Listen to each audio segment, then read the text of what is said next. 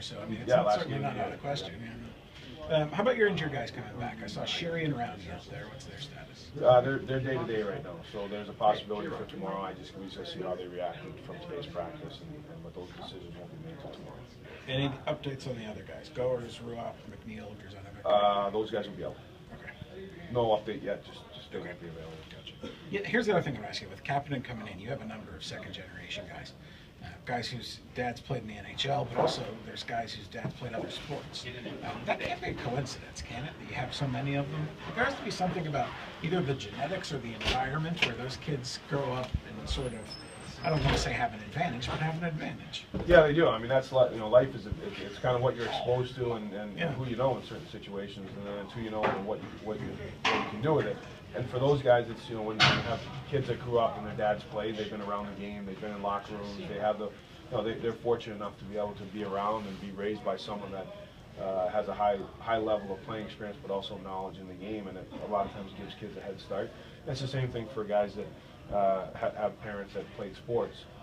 That usually, when that happens, the parents are into sports when the kids are younger, and a lot of times when you've been able to play at a high level, you have some personal experiences of how you got to that level that a lot of times you share with the kids, and sometimes the families are a lot of times in athletic situations, just in how the whole family operates, and the kids that come from those environments do at times have an advantage. Like a mountain climber, like O'Hare's dad. Yeah, although I don't know if that was a mountain climber. Yeah, I don't know. Who do you see complimenting Kapanen on a line, matching his style or fitting him well with it? It's a good question. It's not so much.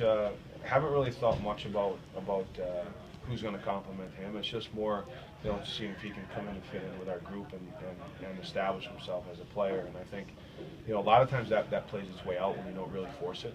I think he's a guy that he got some good skill and he's going to get a good opportunity here. But he also has to be able to compliment the guys that he put in. With all the talent he has and the expectations he has, do you have to watch that just balance so it doesn't become too overwhelming, or don't expect him to live up to such high expectations right away? Yeah, for sure. I mean, to me, he is like any other player in the sense that you want to be able to coach him and you want to manage the player and manage his expectations. And for us, he's a young kid. He's got a lot of talent, but sometimes you can rush players and the expectations are too high for him. He's a very good player. He's a high character kid. Our expectations of him are to give him a little piece of the pie and see what happens. And a lot of times, what you realize is the players tell you when they're ready.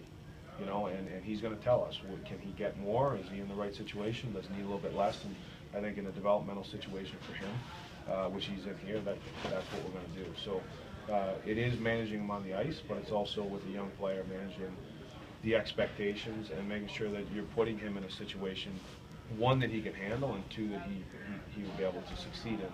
And a lot of times he'll tell you through his play and his experiences.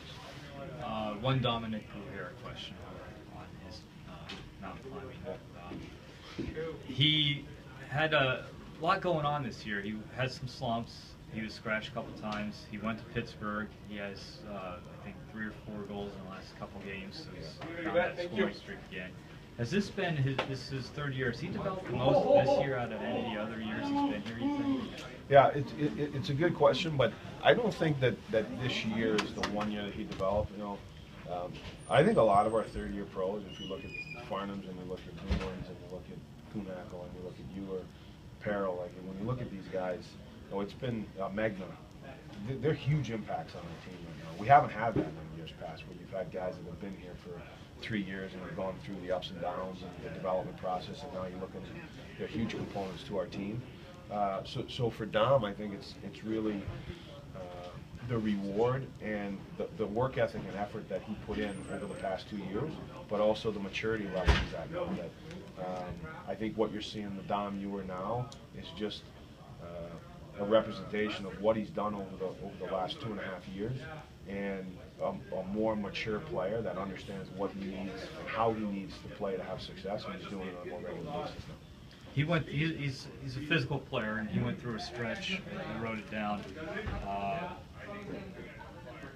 can't find. Oh, here, 21 games from January to March with no penalties, not even minor. Is that Does that catch your eye as a coach when a physical player is able to do that? Absolutely. I think it's been you know, he's a guy that plays a lot of times against the other team's best players. He's in a checking role at times. He kills penalties, so he's in a lot of situations where for him they're important situations where he's got to play smart. And it's definitely something where you look at a real strong, reliable player, and that's what Dom's become. He's added now, I think, offensive confidence to his game, which is a big bonus.